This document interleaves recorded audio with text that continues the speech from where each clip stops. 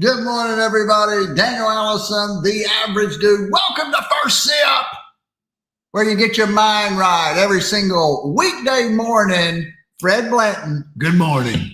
Good morning, average dude.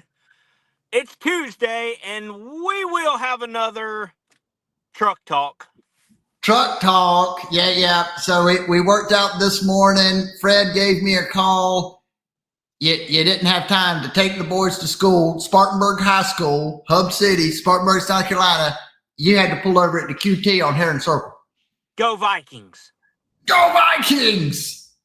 Now, how does that feel? You grew up being a Bowling Springs Bulldog and playing for the Bulldogs, because I remember watching you play. and now they're going to Spartanburg High School, man. What you think about that? Well, I don't live in Bowling Springs. So that's what it is. I'm okay with it. You don't have a problem at all, do you? I mean, many years ago, I was a Bulldog, right? Bowling Springs will always have just a little bit of my heart. I like it. A little bit of his heart. Speaking of people that have our hearts, these two gentlemen right here, good morning, Russ Hammond. We've done the day. We've done this show. And if you've been here, 270 plus days in a row, just 15 minutes to start the day. Russ Hammond has been here, 269 of them. Yeah, all but one. All but one. Absolutely amazing. And we appreciate it, Russ. Red Wing Shoes, Spartanburg, South Carolina. Go buy a pair of boots. Thank you.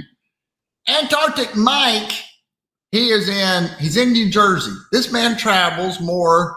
He has been more in the past month than I have been in the last 10 years, I would say. Let's go. He does get around. He gets around. Where in the world is Mike Pierce? We're going to hear the rest of Mike's story here one day soon. Good morning, Taco Tuesday. Oh, you know what that means? DJ's buying lunch. Yes, sir. Come to downtown Spartanburg. Let's have a First Sip lunch party. Hey, Fred, we were talking about sales, me and you, before this show even started. We were talking about old school sales. Well, we were just talking about sales in general. There's a lot of different types of sales positions out there, isn't there? Yep. Yeah, and what made us start talking about it was we have a window salesman in our workout group. A window salesman in our workout group. And people will ask this, what makes a great salesperson? What makes a great salesperson? And I think about the different types of sales. And I think about that young man that's in our F3 group. He's going out residentially to sell something. They have an appointment. Hey, we've seen an ad. And those windows are they are expensive. Sorry, I changed channels there. But yeah, you want a good window. You want a good window. So I have to share, this just popped in my head, and I've got to share a story that he told me of someone that bought windows. And the final story of the final situation is his windows cost more than his house. Nice.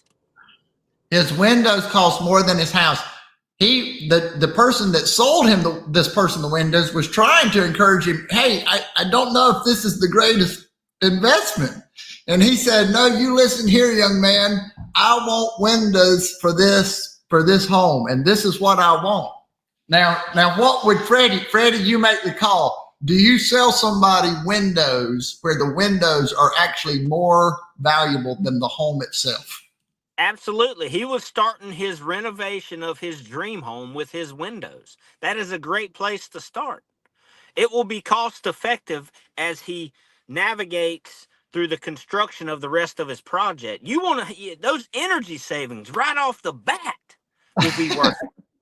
Hey, spoken like a true salesperson. He never met a deal that he doesn't like. We started this show off talking about we were going to call it First Sip Sales Talk. So we love talking sales. What comes to mind just in general when you think what makes a great salesperson? What do you think, Fred? You have to be able to. Okay. You good? Sorry. You have to be able to communicate with confidence. Communicate with confidence. Yeah. And tell us more. Well, have you ever been around somebody that's not confident and they're trying to sell you something? One, they're not confident in themselves. That they're soft-spoken. They're unsure about the product. They're telling you, "Oh, will it work? I don't know." They're unsure of pricing. There's just zero confidence. And then they don't communicate well. You ask them a question, they don't answer it. They skip to something else. Confident communication. Confident communication. A lot of times it feels like people are trying to sell and convince themselves instead of already being sold and trying to convince someone else. Yeah, the first spot you have to be in as a salesman is sold on your product. If you're not sold on your product, you have a problem. You do. And let me say this. I have heard people, once you start talking negatively about the company that you're working for, once you start beating up the very product that you have to get someone else excited about, it's not good for the company that has this. They've lost their drive. They've lost their passion. They've lost that thing that makes a salesperson a salesperson. A salesperson is sold that they have the solution and all they have to do is go out there and find the people that have that problem. Yeah, and that becomes a conviction. Like, I am so convicted that my product will solve your problem. I'm going to follow up with you until you make a decision. Period. It's not harassment. Mm-mm. It's me being convicted that I can solve your problem. Done. A tale of two outreach attempts. So the cold outreach, the cold call. When people say the cold call is dead, it makes me kind of angry because if I don't have a cold outreach, then that's what I do. That's what, in my mind, that's what a business development rep does. You're not always invited over to the party. You're not always going to have an in.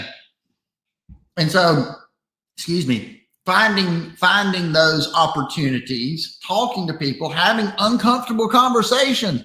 The cold call is dead because we don't want to feel uncomfortable, right? Right. Yeah. No, the cold call isn't dead. People have given up on it. It is a way to introduce yourself to somebody and get a spark in a new relationship.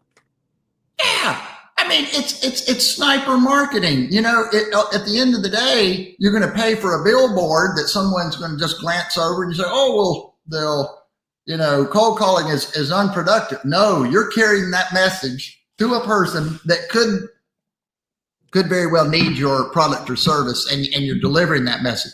I say that to say, I had two people that reached out to me. One person, I will definitely take a meeting if this person reaches back out. They did all of the right things when they reached out, and it's something that a lot of people reach out to me about, but they worded it they were interesting. Number one, they had done the research on my content, and so when they talked about it, they used specific examples. It didn't sound like they sounded real, Fred, you know? And that resonated. They didn't sound desperate.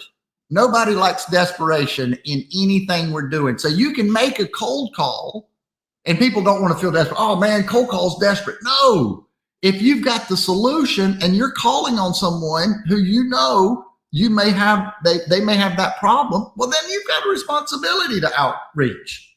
But he just, the first person did a great job of those types of things. You know, he didn't overword it. It didn't come across desperate. It's only by text, you know, it's only words. It didn't sound desperate. He did the research, but then the other person, they come in just flailing away, throwing things out there. it felt aggressive, it felt intrusive. And even if it was a good opportunity, and I just thought, it's these types of things. Very quickly, we pick up on the energy of the person that's reaching out to us. Yeah, and it felt intrusive.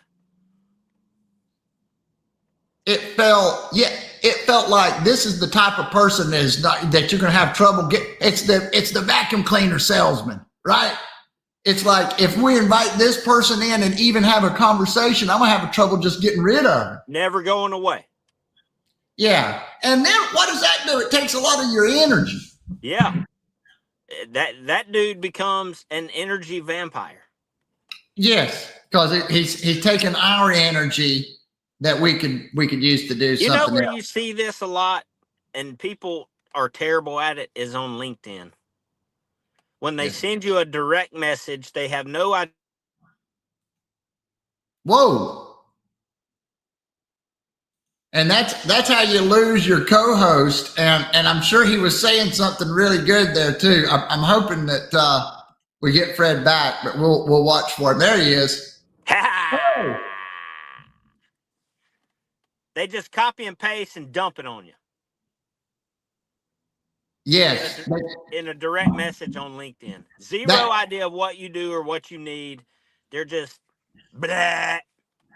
That's right. And so there's definitely a skill to that. I think a lot of people train that on LinkedIn, but it's basically be a real human being when you make outreach. Just be a real human being. Let's see what Russ says. You give the customer the information and give them what makes them happy. Build the relationship. I got another one for you here that was on my mind. What about this? What's on your mind? Business cards? Yeah.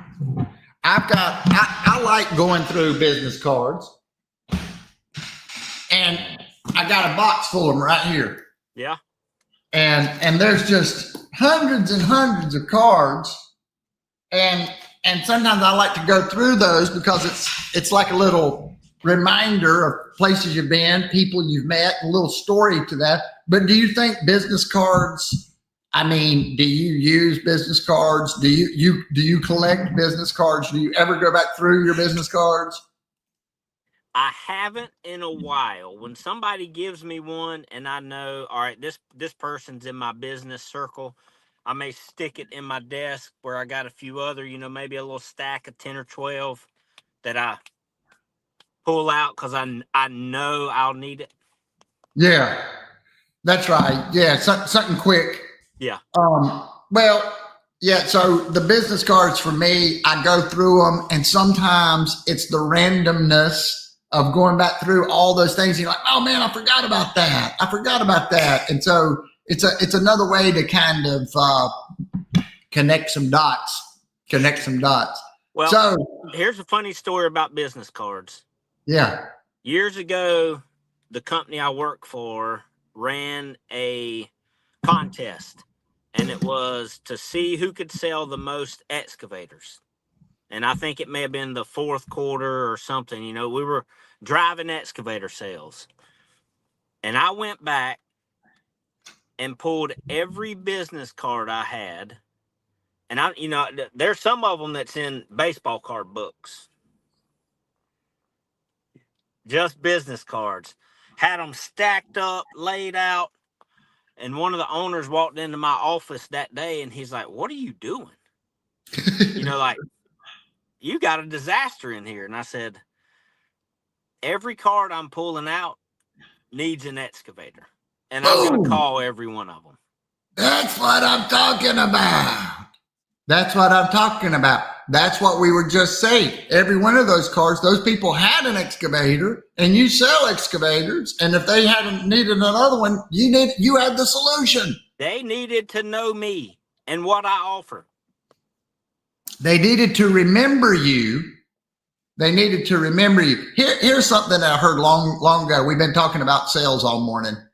Someone out there right now needs your product or service. Someone in your area needs your product or service. There's someone that's frustrated with their compact piece of equipment. They're right on the line.